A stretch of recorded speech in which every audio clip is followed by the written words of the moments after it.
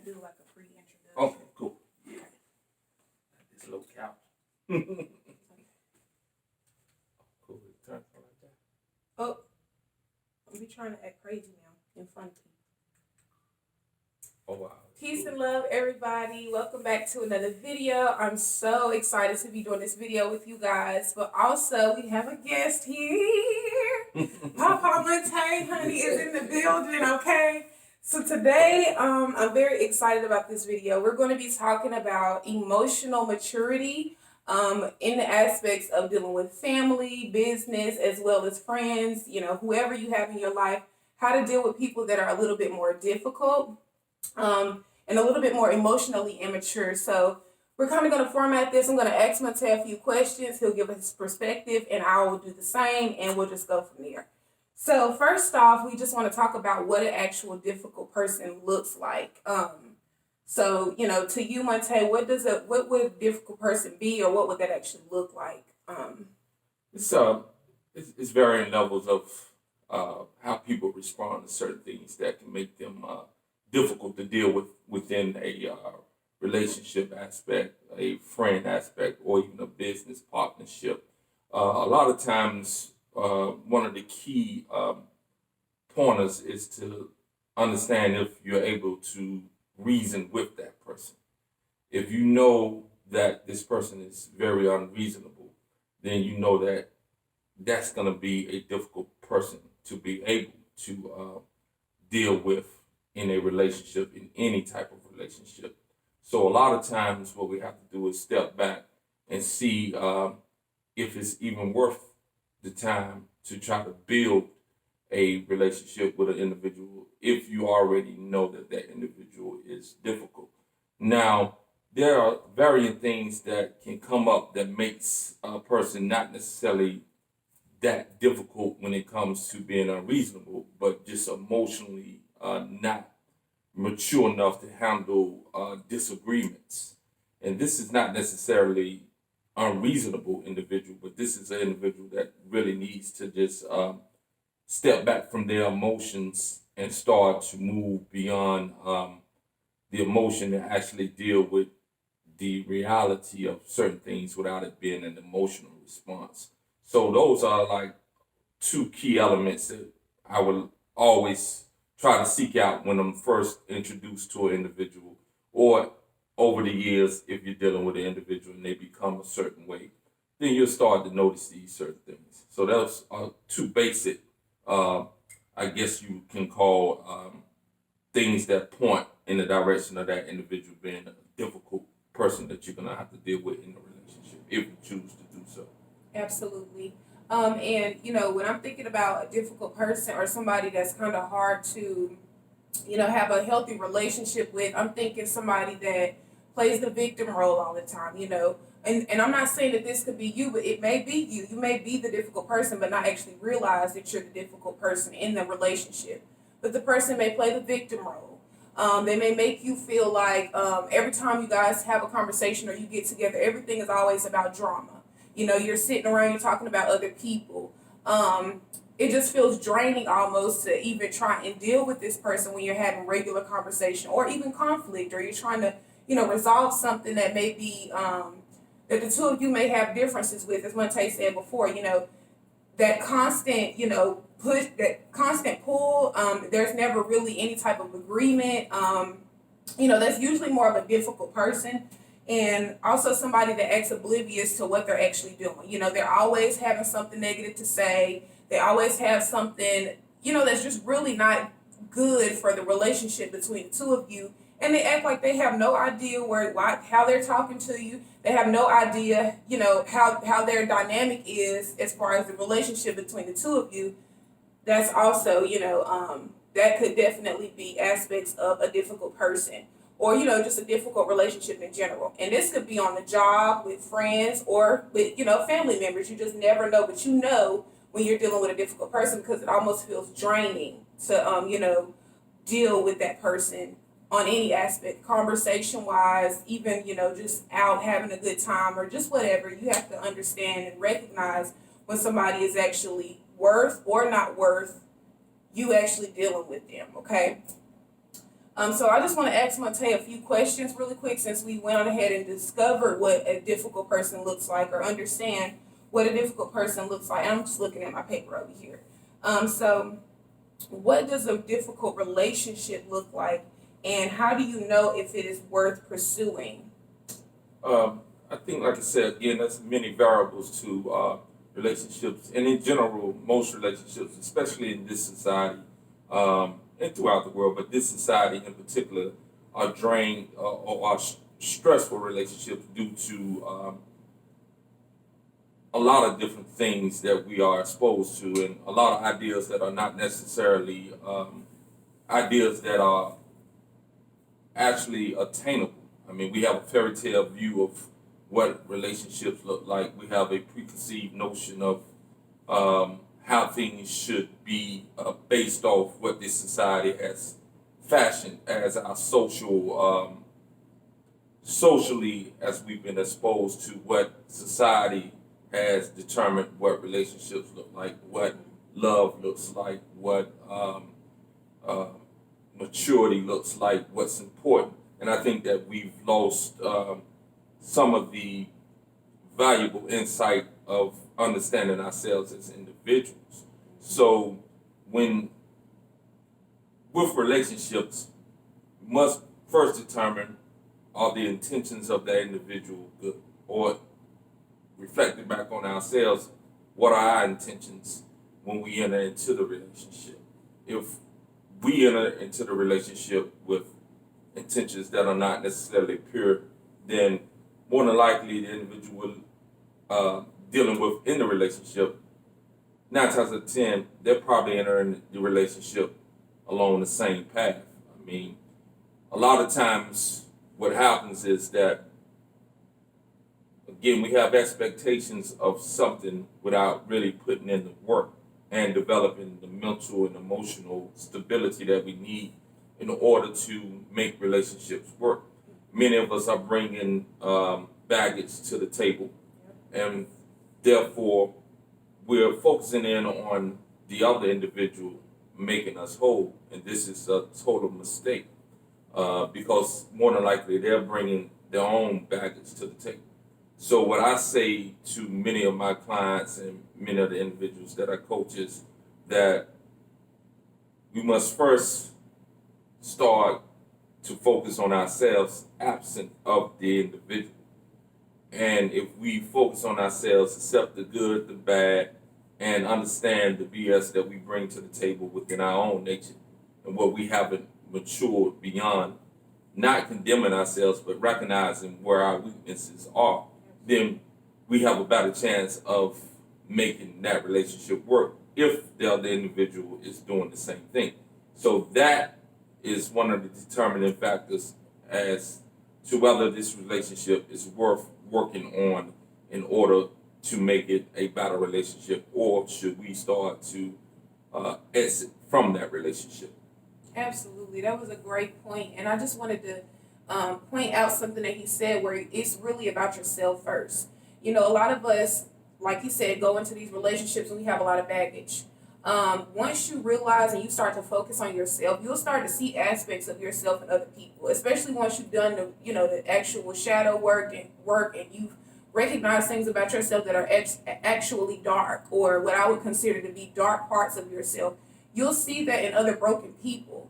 You know what I'm saying? So it'll be easy for you to relate without judgment, if the relationship is worth it, and you can kind of see where they're coming from, and you'll know how to deal with certain people. You know what I'm saying? Everybody is not easy. We're all at different levels of understanding. So once you actually take the time to work on yourself first and you recognize what your problems are, you'll see that a lot of the things that you're dealing with, a lot of other people are too. They don't know where to start though. You know what I'm saying? Some people don't know where to start. And when we get into relationships, like you said, you're looking for something. You're out here looking for something. So you may be attracting what you're actually looking for. So it's negative attracting negative. But if you took the time out to work on yourself first, you're a positive person. Negative people, you're gonna attract negative people and positive people, but you'll understand their level, I guess, of difficulty once you realize that you've already worked on yourself. You see aspects of yourself in this person, and they're just broken. So that was a very great point of working on yourself first, because that's the start. to understanding other people is first starting to understand yourself, and you'll recognize a lot of your aspects of yourself in other people. Um, so the next question, how do you know when the relationship is not worth holding on to, or when you should just absolutely let it go? Um, my opinion is if you're constantly having to, first of all, I like to say that I've come at a different angle for to this a little different now. I don't think a relationship has to be um, if the relationship has to be worked on continuously, day in and day out, and it's a struggle to find balance within that relationship, then I think that relationship is a relationship that doesn't. It's time to start looking to exit that relationship. Now, let me explain this. I'm not saying that relationships don't need work, but again, the level of difficulty into trying to get an individual and yourself on the same wavelength, or at least in the same mental emotional space where you guys can disagree to agree to disagree, that you can have differing of opinions, but still be cordial enough and mature enough to see that person's point of view, whether you agree with it or not, and move on beyond that. When it becomes a constant work, when a relationship becomes a job, unlike what they put out there, pretty much that relationships are hard, they need to be worked on. Yes, this is part of the equation, but if it is the totality of the equation, and it's always hard, and then only a few moments of clear peace, then that relationship is a relationship that needs to be exited. We can't take on that philosophy anymore that relationships are hard, they have to be worked at. Relationships don't have to be hard, they don't have to be constantly worked at. If the persons are in tune with each other, it'll naturally evolve into something that is peaceful, that may have a little bit rough patches here and there, but there's never a rough patch where you're constantly daily, day in and day out, in some type of struggle with that individual. And another thing for me at my age now, again, I'm probably, for those of you who are younger, it'll be a little bit different. But at my age, I'm not, if I have to argue with the person that I'm in a relationship with, it's done, because I've been through those stages of life where I was engaged in that, in relationships, in marriage, etc. Now I'm not at that point anymore. I'm at the point where I have to be able to communicate with you, and it could never be a point where me and you become arguing, where it becomes a shout match. Words are said that are demeaning, distasteful, etc.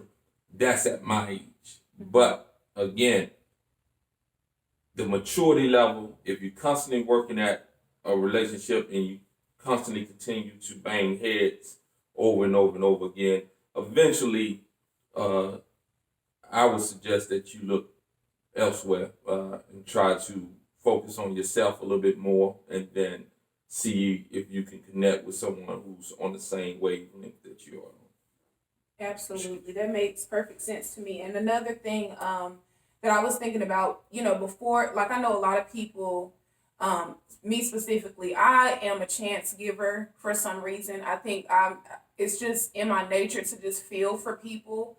I'm an empath, so and I've worked a lot on myself, so I kind of try and look at what people have already been through and kind of feel for them in a way.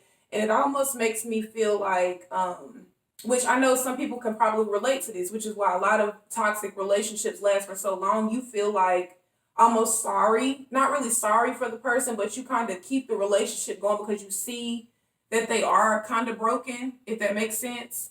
But for me, I have to set healthy boundaries. So before I decide to exit a relationship or to, I guess, decide I'm done with it, I try and set healthy boundaries and just see if that would, help first. So maybe like explaining to the person, okay, I'm this way. I don't really care for how you do things in this aspect, or I don't care for how you speak in this aspect, or, I don't feel comfortable when you do certain things, when it comes to this.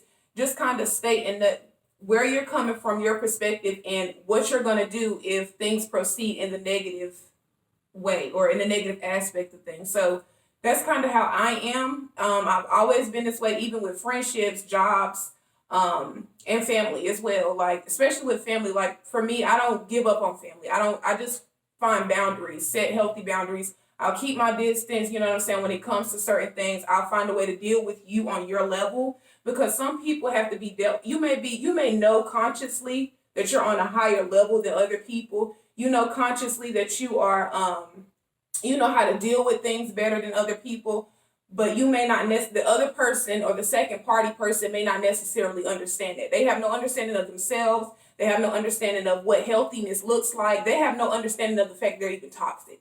So, just thinking about it from my perspective, sometimes you got to meet people where they are, but you don't necessarily have to stoop down to their level. So for me, I'm not going to argue with anybody, especially if you're a fan. I'm not going to argue with you. I love you to death. I care about you, but I'm going to just deal with you where you are, meet you where you're at, and I'm going to let it be what it is. You know what I'm saying? But I wouldn't necessarily, like leave you be or like exit, because I know that there are aspects of you that still need that love. There are aspects of you that still need somebody to understand you on some level. So I'll be a listening ear, but I'm not going to be your punching bag. I'm not going to allow you to just talk to me like I'm crazy. You know what I'm saying? Like, you have to understand that dynamic of, like Monte was saying, how to deal with people, give and take. And I don't know, that's how I am. I know, like, I should give up as far as like other people outside of myself, jobs included. I will go through things or allow the relationship to get so bad, so where I know, like, I'm angry at this point, I'm disgusted, I don't even want to be there, like, I'm just going with the flow of things, and I don't know why I do it, but I just do it. I've always been this person. But I kind of, just for my own sake, if I am in that type of situation, I'll take moments where I have peace for myself. You know what I'm saying? I'll take a step back, take a deep breath, and just not allow myself to absorb the energy of the other person or said opposite party.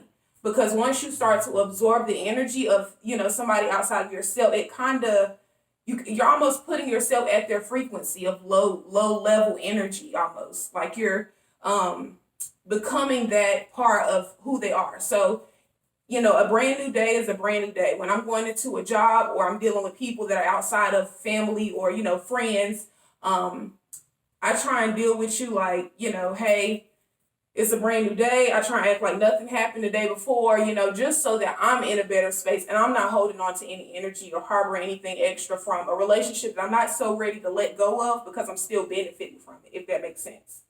That makes sense. Yeah, great insight. That's great insight. And I agree with you. You do have to have enough, especially if you've reached a point of awareness in and of yourself, where you understand that most of us are dealing with trauma, that we don't even identify with. It's subconsciously dictating behaviors and things of that nature. So again, once you become aware of your own aspect, your own dark side, like you said, the own trauma that you've working through, then in others, you can definitely give them a little bit of leeway, but also set the boundaries, like you said, and also deal with them on a level that you can still deal with them based off how they are presenting themselves. If you want to continue to have some sort of relationship with them, i.e. family and friends, real close friends that have been friends for years, or exes, as far as if you still have a strong bond with the ex, marriage speaking, and you understand the situation is what it is, still, you decide what it is that you're willing to deal with and how you deal with those people. So I think you made a great statement when you said what you said. Absolutely. So that's pretty much going to conclude this video. We don't want to run it on too long, but we just wanted to give you guys some insight in how to deal with difficult people. This is going to be something that we do weekly. Okay, so y'all better expect this and be ready. So we'll host it on my channel sometimes, and we'll also host it on Monte's channel. But we just want to, you know, and this is like a father-daughter relationship. So I want you guys to understand that I'm coming from a perspective, you know, my generational perspective, how I, you know, perceive things, and, you know, from where I'm at, he's bringing things to the table from where he's at and how he's experienced things and how he perceives things. So it really just gives you a chance to learn things, you know, from a broader perspective, from different perspectives, even as a woman and as a man. So I hope that this video helps all of you. You know, Mateo, you got anything you want to say to the people? No, just thank you for you so silly. Having me on the channel. And just like I say, love yourself. Definitely love yourself. You have to love a healthy love of self, not the arrogant, not the superficial, but a healthy love of self. And that takes work. That takes introspective. And we all are worth the love of self. So definitely, I would say to continue to pursue that above and beyond almost anything else, because everything else will benefit from the love that you have within yourself. So that's all I got to say. Yes, that was a great message to end this video. Thank you guys so much, and to all of our new subscribers, we appreciate you. We love you. That'll be the end of this video. So peace and love, everybody. Have a good rest of your day, and I will see you in another video. Bye. Peace. Okay. Oh, that's cool. So that Yeah, cool. So it's like a that's little connected Bluetooth. to the from all around. Yeah, that's cool. I said, And then that light does give a great visual. So yeah, that's real cool. Thank you. I But really love this. Yeah, that's good. You are you're on point. But I'm gonna cut this off real quick. You're definitely on point with what you were saying.